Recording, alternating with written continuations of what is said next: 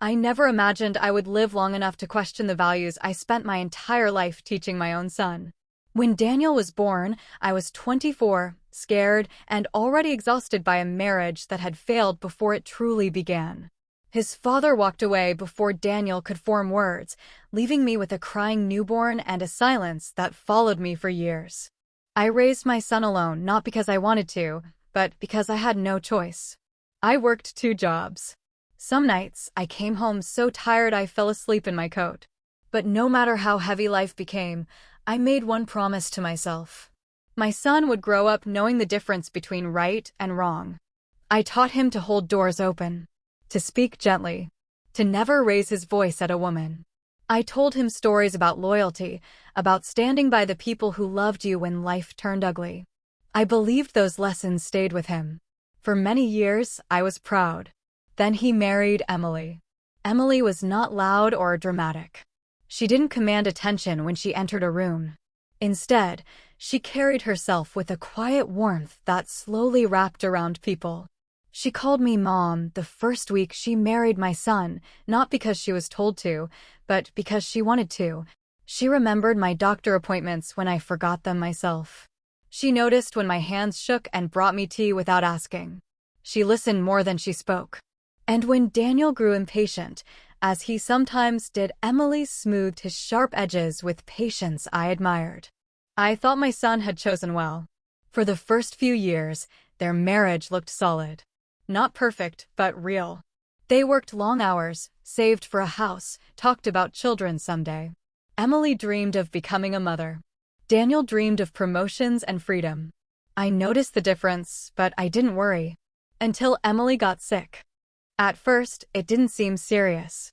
She complained of being tired, of pain that moved from one place to another. Doctors blamed stress, work, anxiety. Then came the tests. Then the silence. Then the word that changes everything. Cancer. I remember sitting in the hospital waiting room while the doctor explained treatment plans. Chemotherapy. Radiation. Long months ahead. Emily sat quietly, hands folded in her lap, nodding as if the doctor were discussing someone else's life. Daniel sat beside her, but his body leaned away. That was the first sign I tried to ignore. The weeks that followed were brutal. Emily lost weight, lost hair, lost energy. But she never lost her kindness. Even when vomiting left her shaking, she apologized for being a burden. Even when pain hollowed her eyes, she thanked nurses for small things. Daniel, however, changed. At first, he blamed work. Long hours. Business trips. "I'm doing this for us," he told me once when I asked why Emily was alone during treatment. I wanted to believe him. I cooked meals and delivered them to their house. Many times, Daniel wasn't home. Emily would smile and say he had to step out. Her voice never accused him, but her eyes told a different story. As months passed, I noticed things that didn't sit right. Daniel stopped attending appointments, stopped answering Emily's calls right away.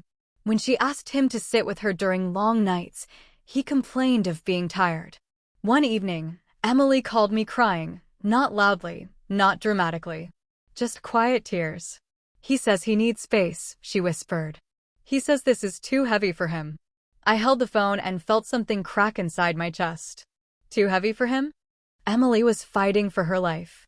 Still, I stayed quiet. Mothers make excuses for their sons. We soften the truth until it no longer cuts. I told myself Daniel was scared. People react badly to illness. Maybe he would come back to himself. But instead, he drifted further away. Then one afternoon, I saw something I cannot unsee. I had gone to a grocery store across town. As I walked through the parking lot, I noticed Daniel's car. I smiled, thinking maybe I'd surprise him, maybe convince him to come home early to Emily. Then I saw him, laughing, with 2 young women in the car. Emily was at the hospital that day, hooked to machines, fighting nausea and pain. And my son was laughing like life had given him nothing but pleasure. I stood frozen. Daniel didn't see me, but I saw everything. And in that moment, I realized something terrible. The boy I raised was not the man I thought he was. I didn't confront Daniel that day. I should have. Any other mother might have marched across that parking lot and dragged her son out of the car by his collar. But I stood there, grocery bag cutting into my fingers, watching him laugh as if the world hadn't placed a dying woman in his care. I went home instead. That night, I couldn't sleep. Emily's face kept appearing in my mind, pale, brave, apologetic even when she had nothing to apologize for. I wondered how many times she had defended Daniel while he was out living a life she didn't know about. The next morning, Emily called me. Her voice was weaker than usual. "Mom," she said, "can you come with me to treatment today?" She didn't ask where Daniel was. That hurt more than if she had. I picked her up an hour later. She moved slowly, every step measured, as if her body had become a stranger she had to negotiate with. In the car, she stared out the window while I drove. "He's busy," she said suddenly, before I could ask. "Work stuff." I nodded, even though my chest burned with anger. At the hospital, I sat beside her while chemicals flowed into her veins. I watched her flinch, then steady herself. At one point, she squeezed my hand and smiled. "I'm lucky," she whispered. "For what?" I asked. "For you." I turned my face away so she wouldn't see my tears. Over the next few weeks, Daniel became a ghost in his own marriage. He stopped staying overnight. When Emily called him, he answered late or not at all. When he did show up, he was distracted, restless, irritated by the quiet sickness that filled the house. Once I overheard him say, "I can't live like this forever." Forever. Emily was just trying to live. I began noticing small things, things that added up to something ugly. His phone was always face down. Password changed. Late night meetings. New clothes. A cologne he'd never worn before. One evening, I asked him directly, "Daniel, where are you going so often?" He sighed dramatically. "Mom, don't start. I'm under enough pressure." "Emily needs you," I said calmly. "She has doctors. Nurses. You," he snapped. "What more do you want from me?" I looked at him, really looked at him, and realized he felt trapped, not responsible. That night, Emily collapsed in the bathroom. I was there. Daniel wasn't.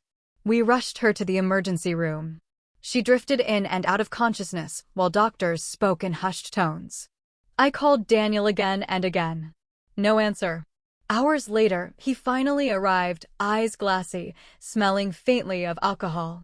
"Where were you?" I demanded. He looked annoyed. "I told you I had plans." Emily opened her eyes briefly and whispered his name. He glanced at her, then at his phone. That was the moment something inside me hardened. In the weeks that followed, Emily's condition worsened. The cancer spread faster than expected. Treatments grew harsher, hope thinner.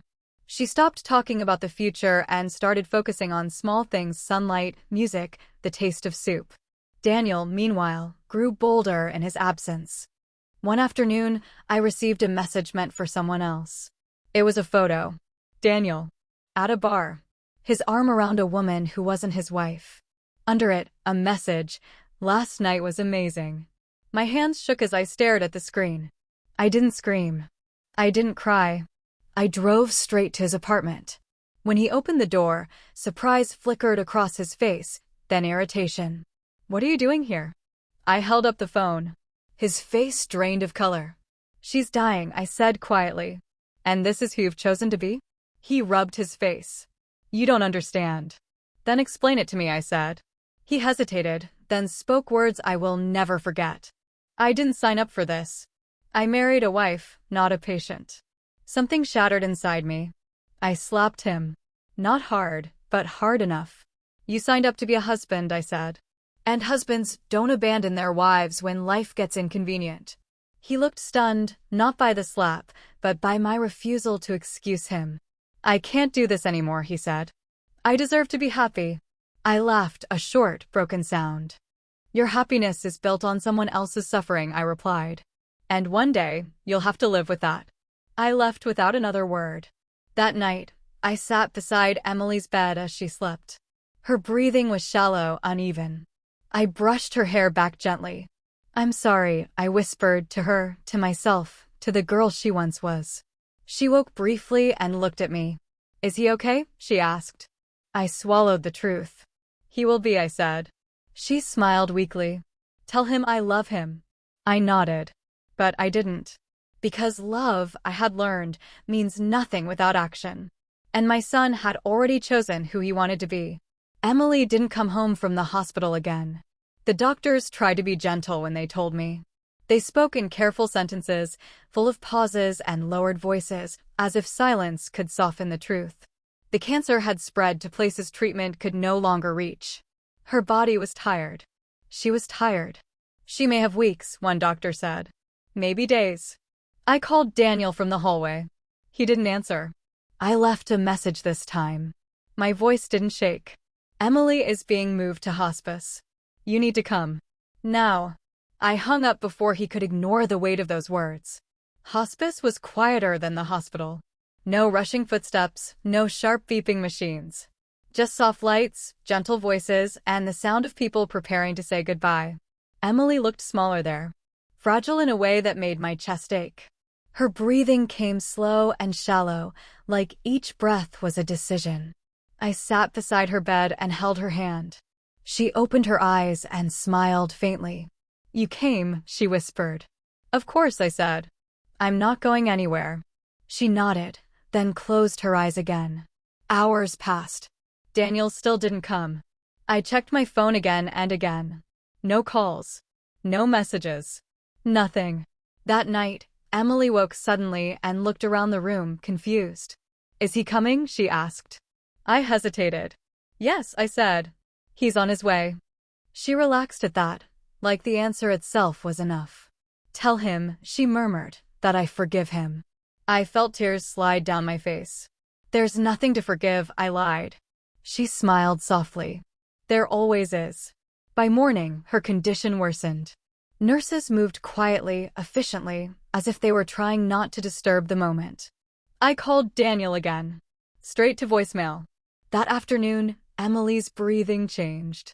The nurse gave me a look I understood without words. This was it. I held Emily's hand as she struggled for air. Her eyes fluttered open one last time. Mom, she whispered. Yes, sweetheart. I'm here. She searched the room, then looked back at me. He loved me once, she said softly. That was enough. And then, she was gone. Just like that. No dramatic moment. No last speech. Just a gentle release. The room felt unbearably empty. I sat there long after the nurses left, holding a hand that was growing cold, wondering how love could disappear so completely while life still went on outside those walls. Daniel arrived 3 hours later. 3 hours. He walked into the hospice room, looked at Emily, and froze. What happened? He asked. I stood up slowly. She waited for you, I said. But you didn't come. He stared at the bed, confusion flickering into panic. No, that can't be. She died, I said plainly. The word hung between us. He dropped into the chair beside the bed and buried his face in his hands. I was busy, he whispered. I didn't think. No, I interrupted. You didn't care. His head snapped up. That's not fair. Fair. I repeated. She forgave you with her last breath. And you weren't even here to hear it. His face crumpled. For a moment, I almost felt pity. Almost. The funeral was small. Emily had asked for that. No speeches. No long lines. Just a quiet goodbye. Daniel stood in the back, avoiding eye contact. The women he had been seeing didn't show up. Of course they didn't. After the service, he approached me. I messed up, he said. I know that now. I looked at him, really looked at him, and felt something heavy settle in my chest. You didn't just mess up, I said calmly. You abandoned someone who trusted you with her life. I loved her, he insisted. No, I replied. You loved how she made you feel when life was easy. He opened his mouth to argue, then closed it. I need you, Mom, he said quietly. I shook my head. She needed you more. That night, I went home alone. Emily's house felt empty without her laughter, her gentle presence. I packed her belongings slowly, carefully. Every folded shirt felt like a goodbye. In her nightstand, I found a small notebook. Inside were letters. Letters she never sent. One was addressed to Daniel. I read it sitting on the floor, my back against the bed where she had slept. I know you're scared, she wrote. I am too. But I never stopped believing you would come back to me. Even at the end, I waited. Because that's what love does. I closed the notebook and pressed it to my chest. Daniel would never read those words. Some truths arrive too late to change anything. And some choices, once made, cannot be undone. After the funeral, Daniel didn't disappear. He unraveled. He stopped going to work. Stopped answering calls. He showed up at my door late at night, eyes red, voice shaking, smelling of regret and sleeplessness. At first, I let him in. That's what mothers do. We open doors even when our hearts are exhausted. He sat at my kitchen table, staring at nothing. I keep seeing her face, he said one night. I hear her voice. I didn't think it would end like that. I poured him coffee he didn't drink. She didn't think it would either, I replied. He flinched. Weeks passed. The women who once filled his phone vanished. Friends stopped inviting him out. People at work whispered. Grief has a way of isolating those who earned it. One afternoon, Daniel broke down completely. I ruined my life, he sobbed. If I could go back. You can't, I said gently. He looked up at me, desperate. Tell me she forgives me. I reached into the drawer and pulled out Emily's notebook. I handed it to him. She already did, I said.